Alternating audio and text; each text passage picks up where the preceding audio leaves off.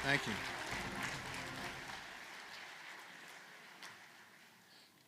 Kim, thanks very, very much, and thank you as well, not only for your service to NACD, but also to your service to FFA. You really have a remarkably great job of working with some of America's greatest young people. And Michael and Jeremy, thank you for the opportunity to visit briefly before this session. I really appreciate the service and attention that you all are providing to the leadership of this incredible organization. And I know, Michael, that your service is not over. We put you on another advisory committee, so thank you for your willingness to step forward. Let me begin first and foremost with a large thank you to everyone who's in this audience. You are at the ground level. You are the folks that people back home trust, appreciate, rely on, and look for advice and counsel and direction and guidance in terms of being able to conserve and preserve our precious natural resources. There are very few people in the country today that have any more important job or responsibility than the jobs that you have in terms of the conservation districts that you work in. And I was struck by the banner that was on the website for NACD. It reads, "Conserving Natural Resources for Our Future." And I think it's interesting because I think you've identified two critical elements in that banner, in that short statement. The notion of conservation and the future. Oftentimes when people think of conservation, they think of the present, taking steps now to make a difference. But you all recognize and appreciate that as we conserve more and better, it guarantees a brighter and better future for folks who farm the land and for folks who live, work, and raise their families in communities rural around the great country of ours. When I came back to this office, I had the opportunity to decorate the office in Washington, D.C. And I'm the first person that's ever come back to this job as Secretary of Agriculture, so I kept some of the things, or brought some of the things back that I had before I was Secretary. A large picture of George Washington Carver speaking to Henry Wallace. Henry Wallace and George Washington Carver have an Iowa connection. Henry Wallace obviously served as Secretary of Agriculture and established the Pioneer Seed Company, which was an important element and remains today an important element of agriculture through Corteva. But I also decided to put pictures on the wall of the Dust Bowl to remind me of the past, of where we were when we weren't paying as much attention as we needed to the condition of our soil and water. A reminder of the important work that USDA has in partnering with you folks and farmers and ranchers and producers all across the United States to create a greater and more significant commitment to conservation. I look at that picture every single day. It's right opposite of my desk. I can't help but see those pictures. And in one of the pictures, there's a struggling farm family trying to deal with the level of dust that has essentially overcome one of their corn cribs. It's a stark reminder of the pivotal time it was back then. And that brings me to my remarks today. This is an extraordinarily transformational and pivotal moment for American agriculture. You know, we just celebrated Abe Lincoln's birthday yesterday. He established the Department of Agriculture in 1862. That was a pivotal moment for American agriculture. The president understood and appreciated that for this country to move forward, we needed a more prosperous agriculture. And so he established a department as a part of the Department of Interior, and he challenged it to create research and to find out how to be more productive and to spread the word through land-grant universities all across this great nation. The Depression was a pivotal moment. Henry Wallace, Secretary of Agriculture, decided to come in with a slightly different way of supporting farmers through basically managing the supply of commodities so that farmers would be guaranteed a decent price. 60 or 70 years later, Secretary Butz became the secretary and suggested that there was time for American agriculture to change, that the world was in need of greater productivity and the United States needed to essentially lead that effort. And so he encouraged more production. He eliminated the supply management system and encouraged farmers to plant fence row to fence row. And boy, did American farmers ever produce. In my lifetime, the efficiency of American farmers has increased at least 17-fold. And we have become a major agricultural producer around the world, where 20 to 30% of what we grow and raise is exported around the world to countries in need. But now we reach another interesting point. And I think it came in focus for me when I saw income statistics for this last couple of years. It turns out that the last 2 years are some of, if not the best 2 years in agriculture and farm income in the history of our country. Now, normally, a Secretary of Agriculture would stop right there, take credit for it, and move off the stage. But here's what I found.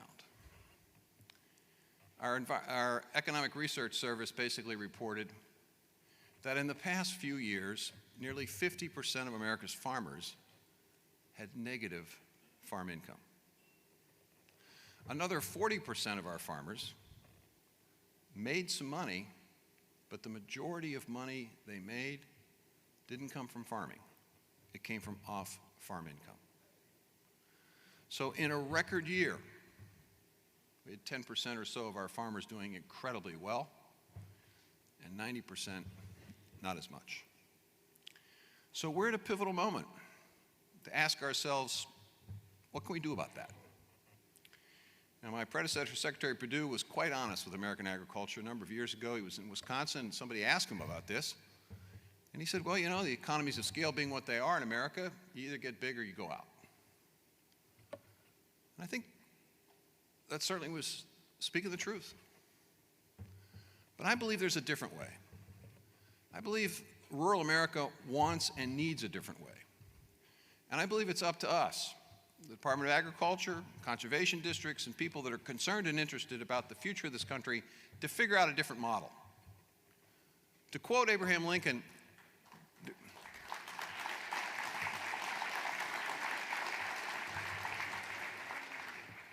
he once noted that the dogmas of the quiet past were not adequate to the stormy present.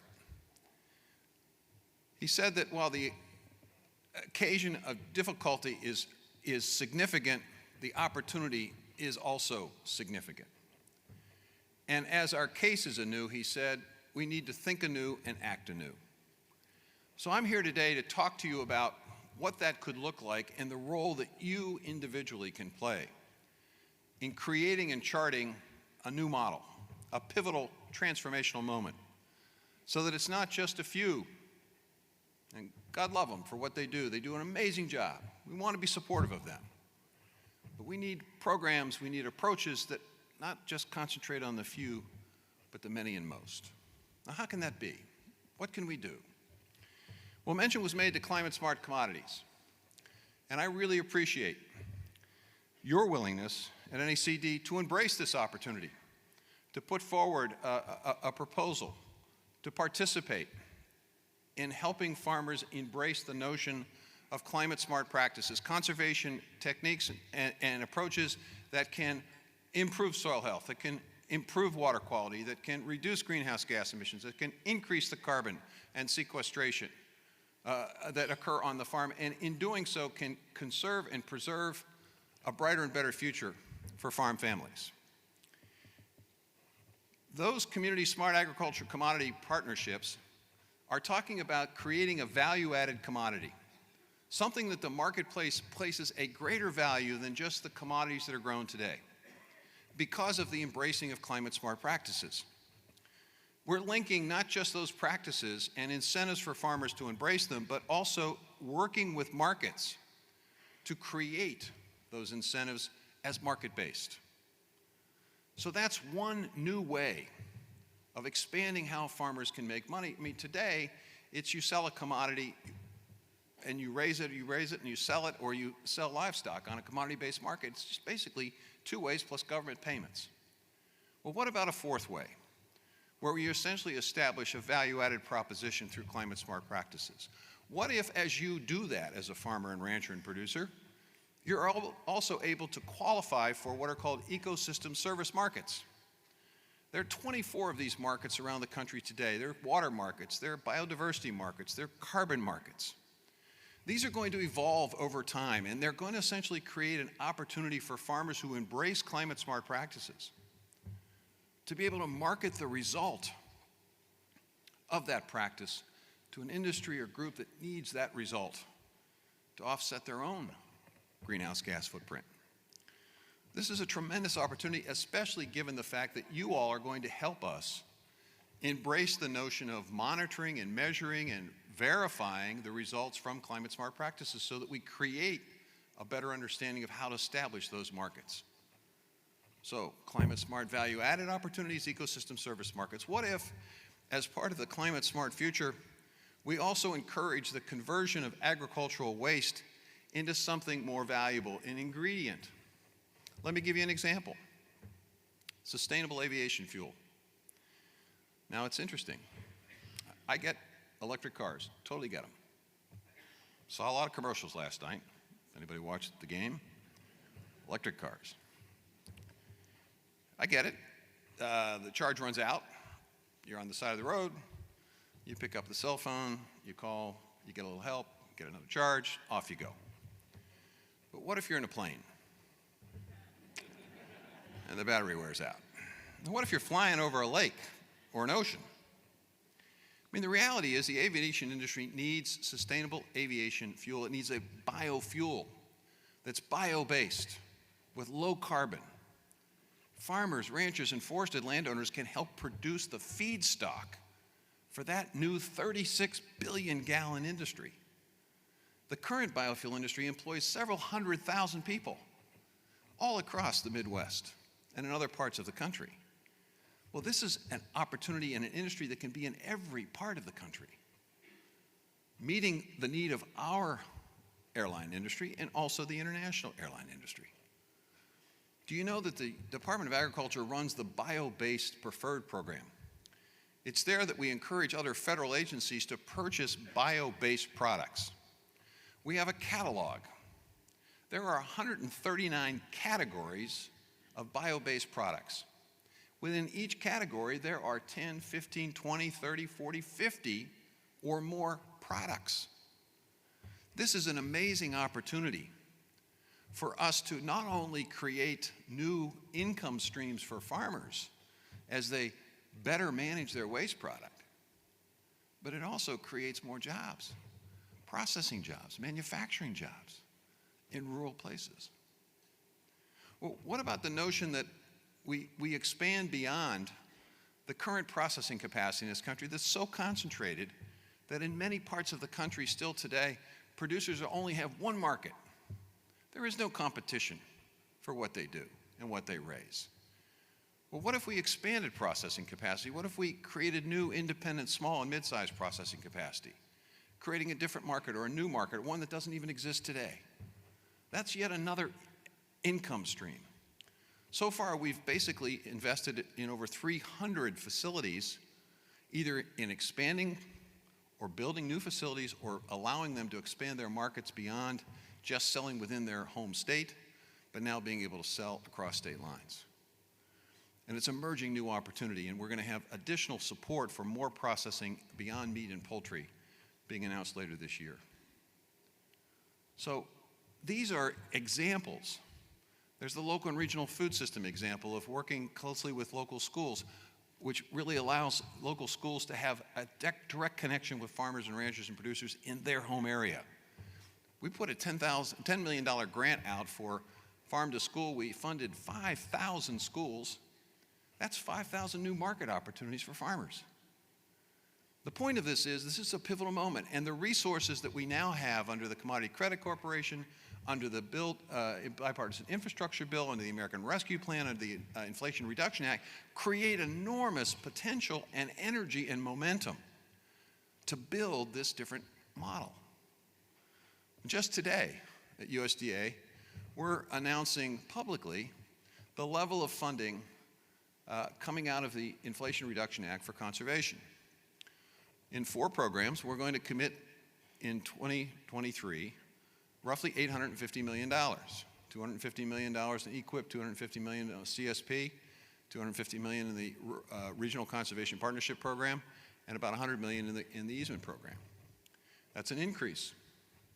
And we're getting all of you and all of us at NRCS prepared for a remarkable increase in that amount next year.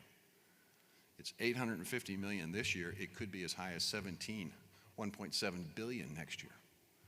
So there's a tremendous opportunity for us to guide those resources to support climate-smart practices, to support those ecosystem service markets, to support the kind of opportunities that can be created in the conversion of agricultural waste, and to support a variety and diversity of crops being grown across America.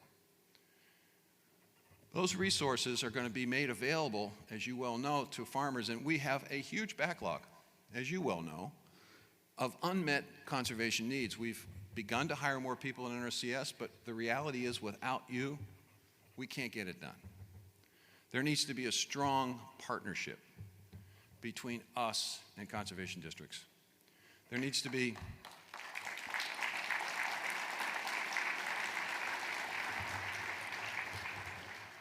because once again, you're the folks on the ground. You're the folks that can expand. You're the folks that can explain. You're the folks that can guide. You're the trusted source in your communities. Now, for the first time in a long time, you're going to have resources, significant resources. And we're going to want to work with you collaboratively and closely with a variety of partnerships, because this is the moment. This is the moment for folks to understand the power of what you've been advocating for some time, which is conservation. This is the opportunity for us to learn that as you conserve, as you embrace conservation, you don't have to worry about future productivity, because as you do this, you're going to be more productive over time. We know this. The data is pretty clear. You sequester carbon, you replenish that soil, and it will continue to give. So this is a remarkable opportunity for us to work collaboratively. We also know that there's some challenges out there. We know that there are challenges, particularly in the western part of the country, with drought. And I've been out on farms. I've seen the consequences of drought, and not just droughts that last a year or two, but the reality is, you all know, the climate is indeed changing, and these droughts aren't lasting for a year or two, which they were. But we're now talking about droughts that have lasted for a decade or more. Mega droughts, they call them. And so we want to work collaboratively with the Department of Interior as we deal with this issue of water and drought. We want to collaborate with the DOI's Water Smart initiative by putting resources in EQIP behind that effort. So we're announcing an additional $25 million of EQIP resources going into that Water Smart initiative for better water management, better water use. We want to develop better ways to combat and deal with the impact of drought and build greater resilience.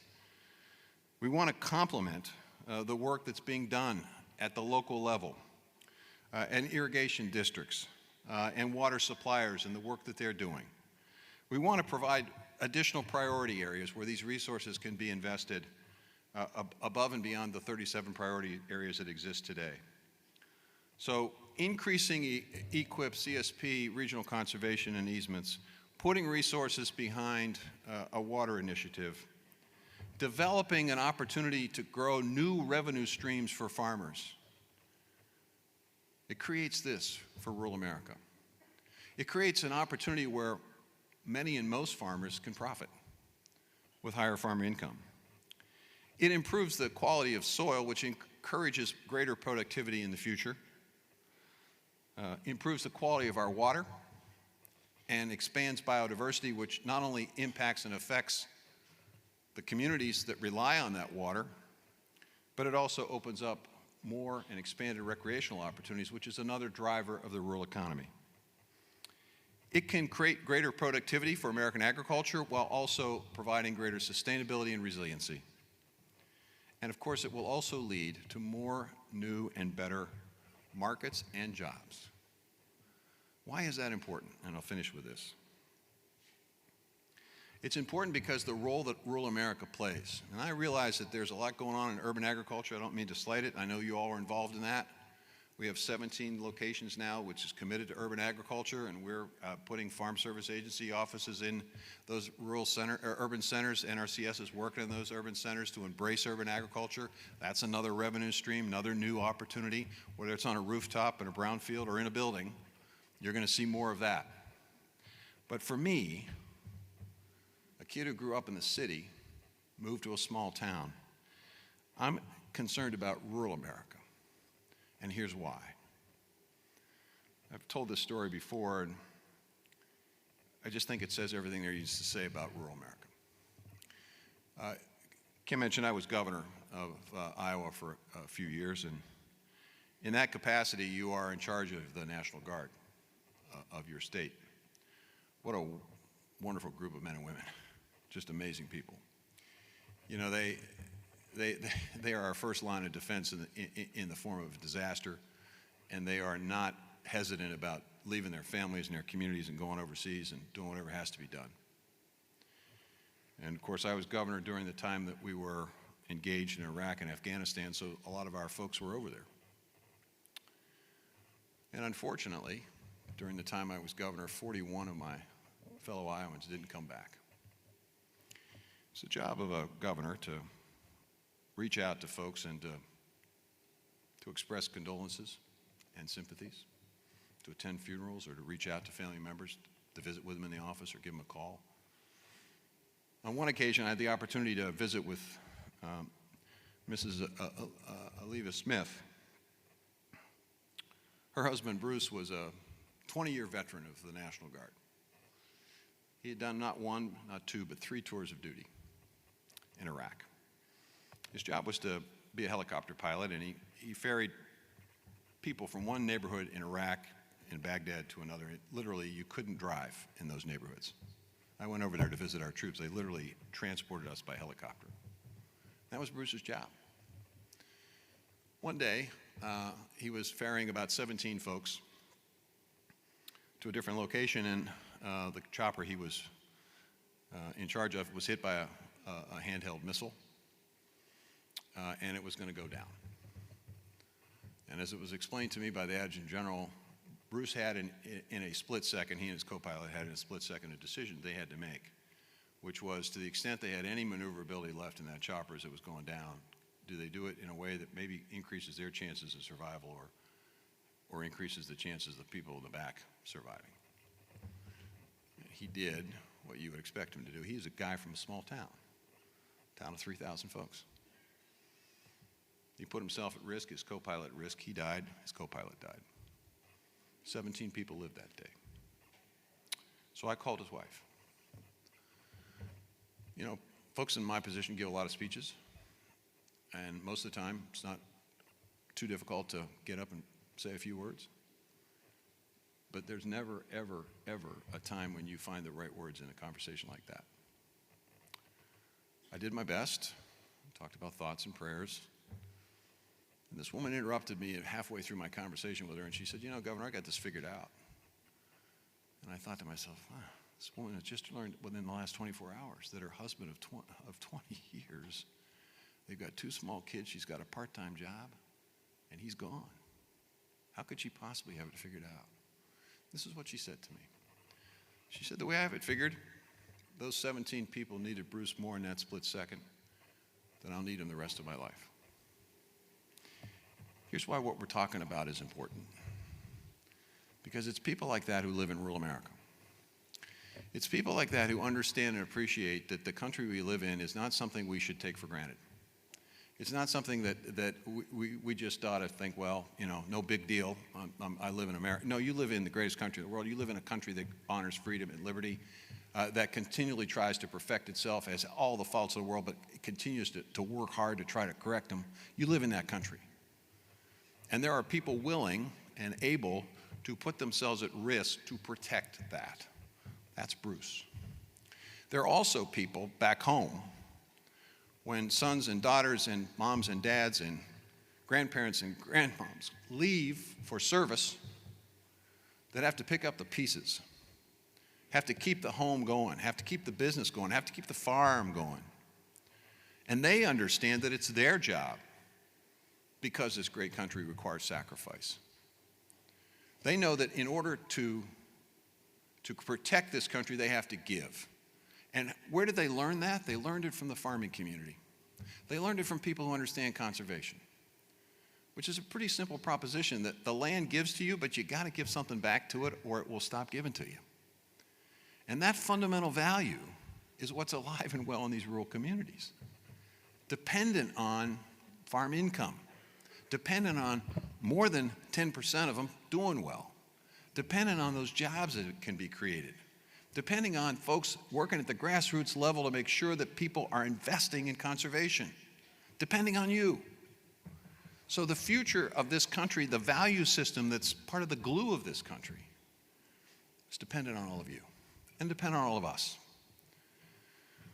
So I hope you will join me in helping to carve and to pave a new direction for American agriculture that basically opens up whole new vistas of opportunity, that creates more jobs, greater commitment to sustainability, and that we do it understanding that at the end of the day, it's not just about that individual farmer, it's not just about that acre of land, but it is about our great country and making sure that what it represents can continue to be the greatest nation on earth. Thank you very much.